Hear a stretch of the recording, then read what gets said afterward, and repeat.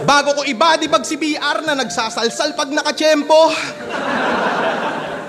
Like kung tingin nyong nagpapanggap banlag si Jan Leo.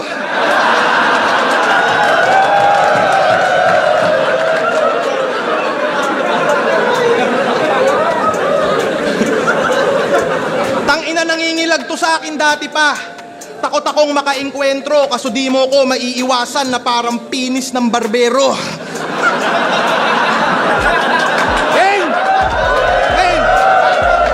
November 23, 2024 nang maglabas si Boss Enigma ng isa na namang solid na lineup at ito nga ay napaloob sa Gubat 14 kung saan pinaghalo ni Sir Enigma ang mga baguhan at veterano na sa liga. Dito nga rin naganap ang semifinals ng 2x2 sa pagitan nga ni Nigo G. Pamoso laban naman sa team ni na Signos at Atoms. Halos karamihan nga ng mga bumabattle dito ay mga bagong muka ng flip top at sari-saring estilo na din ang kanilang pinapamala sa mga battle nila. At marami nga ding mga solid na komedyante sa mga baguang MC, minaster nga din nila kung papaano may apply sa mga battle nila ang kanilang jokes na dala. Kaya naman sa video na ito ay babagi ko sa inyo ang mga nakakatawang linya at pangyayari na naganap dito sa event na ito. Welcome back ulit guys sa aking munting channel. So for today's video ay papanoorin natin ang Gubat 14 Best Funny Lines. At paalala ko lang muna mga clips na inyong mapapanood sa araw nito ay ayon lang sa abot ng aking nakayanan at kung meron man akong hindi naisama ay pwede kayo mag-comment sa baba at atin yung pag-usapan sa sunod nating video. So tara na!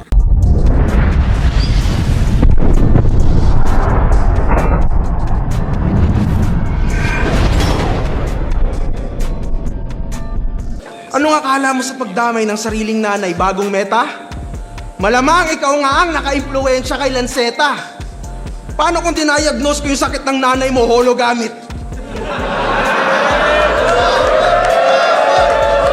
Undeniable sa yung eyeball, kita mo to, diabetic.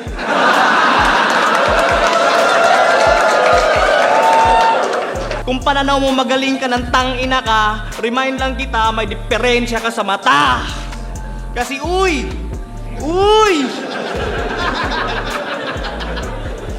Tanginang mata yan! Imbis pa ganito, yung sayo pa ganito. Boss, mali pala match up mo. Dapat kalaban ito si Jan Leo.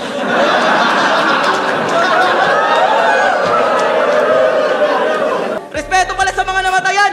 Respeto sa mga namatayan! Pareho lang tayo dinaanan na matinding trahedya, bro. Ang pagkakaiba lang natin, 7,000 yung patay sa amin, pero ni isa doon, walang galing sa pamilya ko.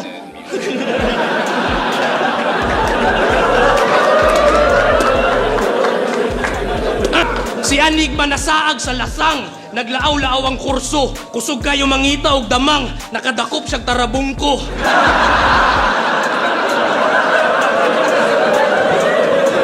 Tutok na tutok! Ang nguso ni Undo, bang! Taktak mo! Tutok na tutok! Ang nguso ni Undo, bang! Taktak mo do! Tagaktak bulto! Pero pag si Krega natukhang, biglang magmama ang maangan.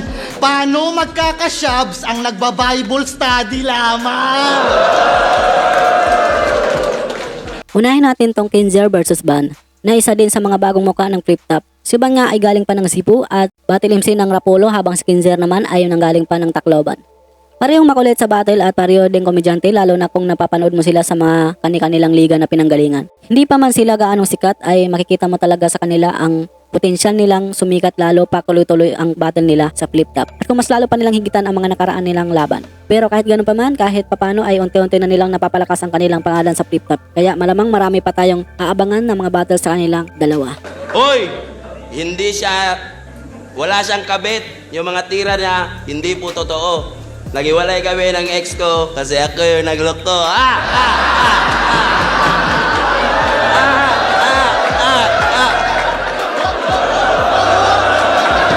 Di pa nakadayo sa Lusuntang si Pangit. Ayaw ka kasing ibok ng flight at hotel ni boss, baka makasira ka ng gamit.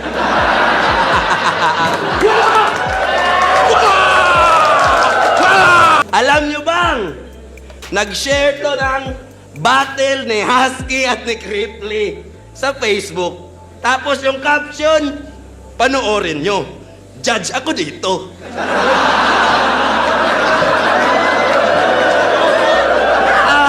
Angkon siya. Judge ka lang pala.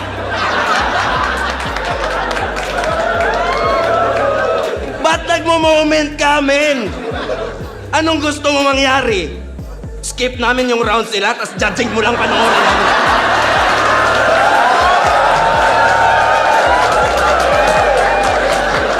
Tara, hindi tayo sikat, Kenzer!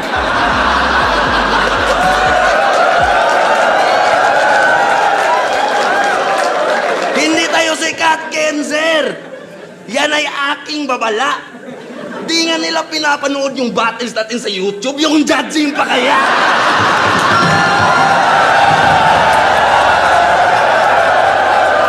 Iyayabang na puta. Good item ka ba, kuya? Saan mo nga ba yan nakuha? Kung ako ang judge sa korte, Brad, tas nahuli ka, di mo kailangan na magdusa. Kahit jaywalking lang yung kaso mo, kamatayan ang parusa! That I'm wearing this, I'm leveling up my English. I know that your heart's broken, Mr. Ando, and I will not let it slide. Wait, did you eat dried fish? Cause you're dying inside!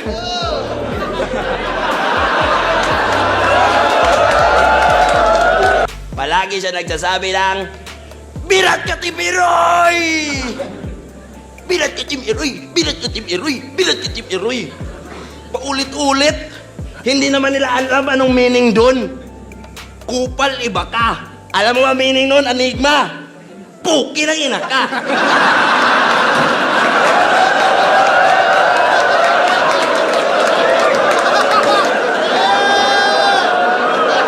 Meaning ra toy. Meaning ra. Mo to meaning na to, sir. Puki ng ina ka. Sunod naman ay ang 2-2 na laban kung saan dikdikan at talaga namang nagpakita ng husay ang Team Bicol laban naman sa pambato ng Valenzuela. Kung tutusin ay logi nga dito ang Team Bicol dahil na rin sa gamay ng Team Valenzuela ang wikang Tagalog. Anong connect? Siyempre, isa din kasi ang lingwahe sa mga nagpapahirap sa isang battle MC lalo pat ibang lingwahe ang kanilang nakasanayan. Pero yun nga at di sila nagpapikto dito at talaga namang dinurog nila ang Team Valenzuela. Masabi nga natin na napakalayo talaga ng agwat nila lalong-lalo na sa performance at sulat. Dagdag mo na rin ang pagiging aggressive nito. Sa pagpapatawa naman ay talagang lamang ang Team Bicol at makikita mo na talagang di sila naka-stay sa pangdikdikan na linya. Kung gusto nyo malaman kung anong ginawa nitong tag team na bitin, pues nandito si Kogoro Mori para ikwento yung mga nangyari na krimen.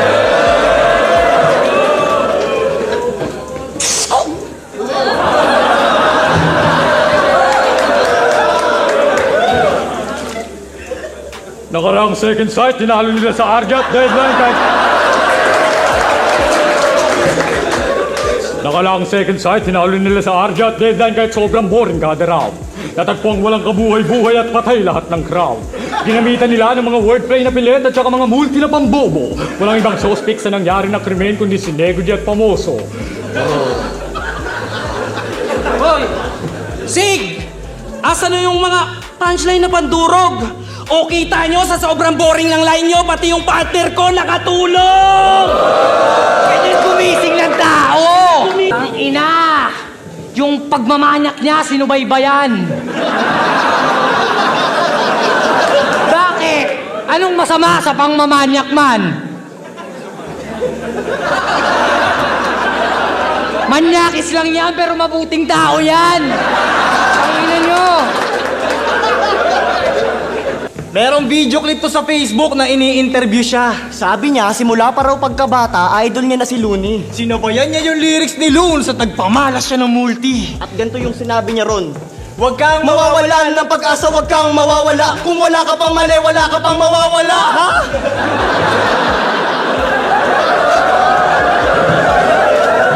Ano? Bakit ka ganyan? Paano ka lumaking gago? Nung narinig ko yung version mo ng tao lang, ayoko na maging tao. Mag-isa ka lang ba sa buhay? Ano ba yung pinaggagawa mo? Mga Cebuano, di ba ang title nun, tao lang? Ginawa niyang walang tao. Yo, di ba ganito yon? Yo, parinig naman ang rap mo, sample naman dyan. Ang ganda naman ng cap mo, arbor ka na naman.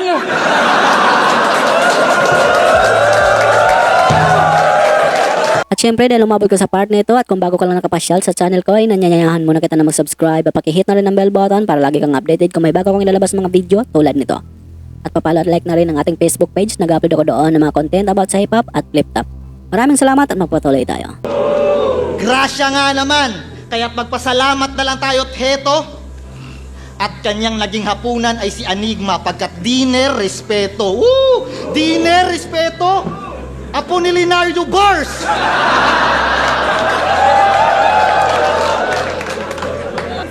Diba, sabi mo, frat mo legit, kasi namaga yung puwet mo. Sa puwet ka pinadol, di ba dapat Paul yun? Napaisip tuloy ako kung paano ka pinalo. Siguro, pa ganun. Kaya na ako sa battle, may piyok ng piyok. Eto naman, pirok ng pirok. Naka-blinker mode ang puta.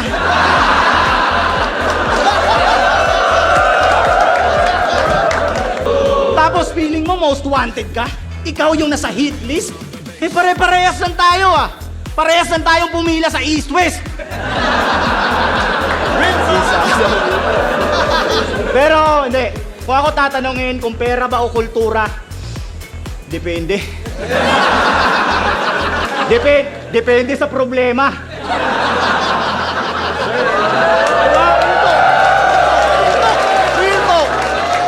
Sunod ay ang Cripply versus Batang Rebelde. Ito para yung kumbiterano na sa flip-top. Magkaiba man ang estilo sa laban ay makikita mo pa din ang pagiging komedyante sa flip-top. Isa na rin si Batang Rebelde sa masabi kong OG o di naman kaya ay old god na rin dahil sa tagal na nitong bumabattle sa flip-top at kasabayan pa nga ito nila Jonas. Ibang klase nga din ang mga pagpapataon nitong si Batang Rebelde at unlike nga sa mga ibang komedyante ay hindi siya gaano nakapokus dito. Habang si Cripply naman ay nitong mga nakaraang niyang battle ay mas lalong lumakas na rin ito sa kanyang mga sulat lalong-lalo na sa kanyang pagpapatawa sa battle. Naging malakas na rin itong mga trip at kahit nga si Enigma at John Leo ay pinagtitripan niya lang sa kanyang mga laban. 12 years ka na sa flip-top, wala ka man lang copycat. Rebelde ka, tapos gupit mo, puta laging army cat.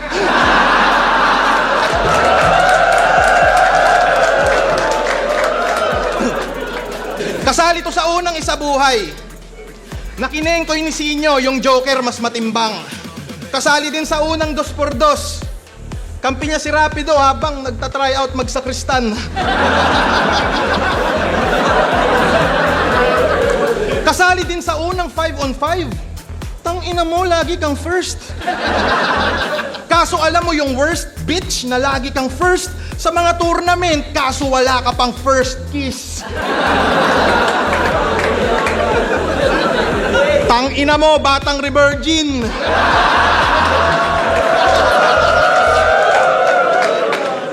Pinanood ko lahat ng My Day mo.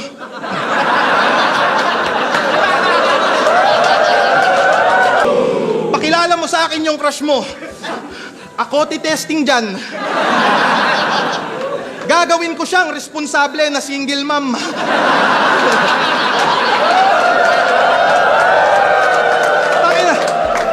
Tangina, puro ka lu'lu. Lu'lu ka ng lu'lu, kaka-pornhub mo ng wild. Kumantot ka din, sabi ni Arik. Iba pa din pag live.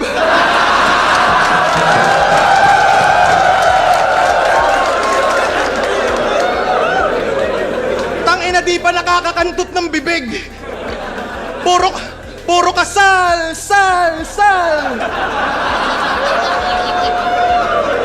Kaya ka may puro kalyo. Lapang panting na tatanggal. Bilang lalaki insulto. Bakla ka BR. Gusto mo ungol mo umeko? Gigil mo ko GR. Grr! Akin na yung puwet mo!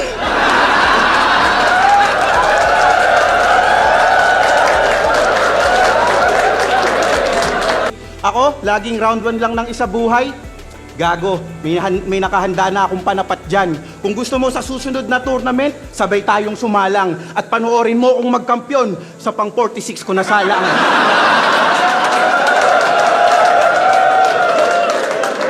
Alam nyo bang nag-gym tong si BR? Kaya tingnan nyo, mukhang mutant.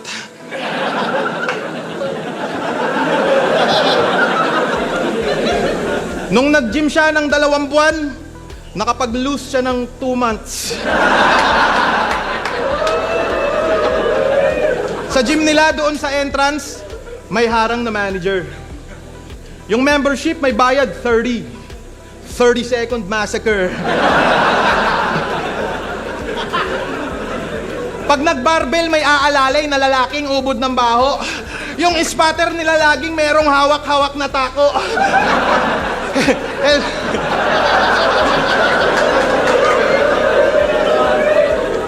Sa kampo ni Rebelde, may nagsuntukan. Pinag-awayan yung buwis. Yung isang rebelding nabugbog, nagpa-blatter sa pulis. O, tiniling eh, no?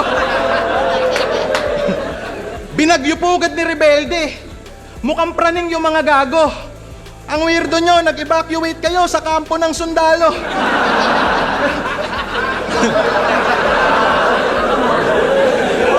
Usapan natin clothing mo na yung pangalan Stay Rebel.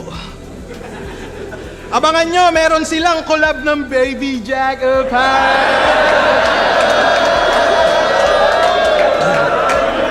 Tangina. Tingnan nyo, 8 months niya nang pinopost na few stocks left.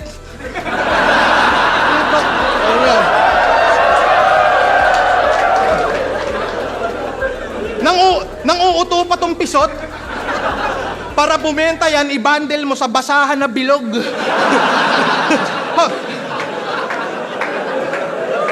At last, ang sagupaan ni Prus at Pistolero, solid din naman ang laban na ito. Lalo na yung first round ni Pistolero na talaga namang kiningkoy niya ng husto si Prus dito. Likas na nga din kay Pistolero ang panggagago ng kalaban at gawing katawa-tawa ang mga pamimersonal nito. Dagdag mo na rin ang mga ribat na masabi mong napakalakas kapag malakas din na linya ang riribatan nito. Habang si Prus naman ay alam naman natin na mala price tag din ang estilo. Although bihira mo marinig sa kanya ang gun bars na palaging laman ng linya ni Price, ay yung pagiging gangster rap ang magiging estilo nito. Yun nga lang at medyo lumaylay siya dito at mukhang di nakapaghanda kaya talagang dinurog siya dito ni Pistolero. Pero siguro kung pareho silang nakapaghanda dito ay malamang kayang-kaya niyang talunin si Pistolero dito. May nakapagsabi na ba sa'yo na ang baho ng ulo mo?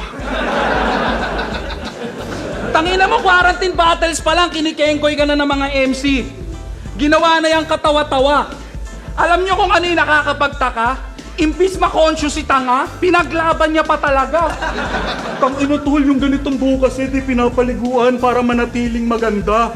Putang ina mo, di ka nahihiya, yung ulo mo amoy paa. Putang ina to. Yung dreadlocks mo amoy dead rat. Alam ko lakad ng nanay ng anak mo. Pero hindi na para ibunyag ko dito yon, makuha ko lang yung boto. Sapat na sa akin na malaman nila na sa pekpek niya may tattoo siyang demonyo. Real talk! Ayaw nyo maniwala, search nyo sa TikTok. Naka-baiting suit, nandito yung sungay. Kalahating mukha lang yung makikita mo bandang taas. Ibig sabihin yung bibig nandun sa lugar kung saan yung ihi lumalabas. So pag nagsisex kayo, nakapikit ka lang, pinapakinggan yung ungol niyang malakas. Kasi pag tumitingin ka sa pekpek niya, para kang chinuchupa ni Satanas.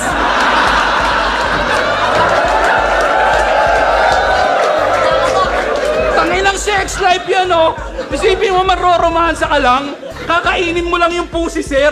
Tapos pag dilat mo, kalaplapan mo si Lucifer.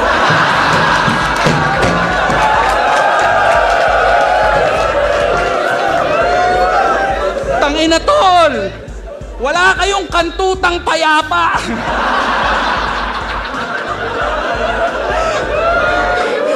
Gusto mo ng freestyle? Gusto mo ng freestyle?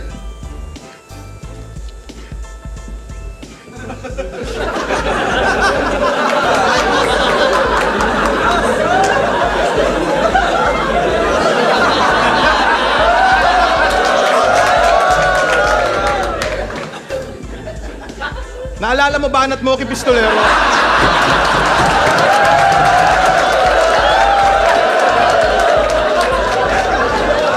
Freestyle! Naalala mo ba Banat Moki Pistolero? Kinitil ko na tsansa niya magtagumpay and that's how I kill a win. Taga-motos ka, no? At di ba mahilig ka mag-basketball? Ankle break ka sa akin, iiwang kitang nakaplanking. Kung si Keram lagpas tao magmedyas, ikaw lagpas tao ka mag-tuck-in.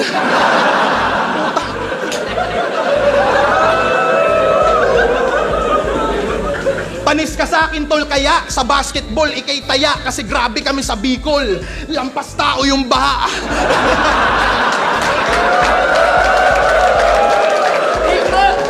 Hilig to mag-anime reference. Kala mo tataktol? Magbabanggit ng Kilua, Inuyasha, Mike Tyson.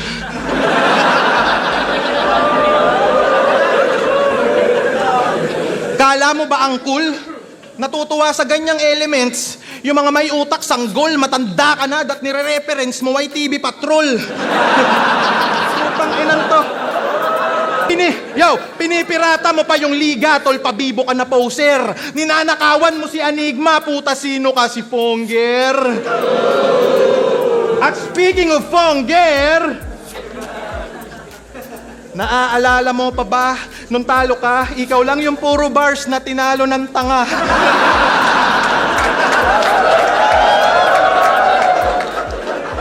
Pinaglalait mo siya mula ulo hanggang paa. Sumagot siya ng welcome to my place. Body bag ka na.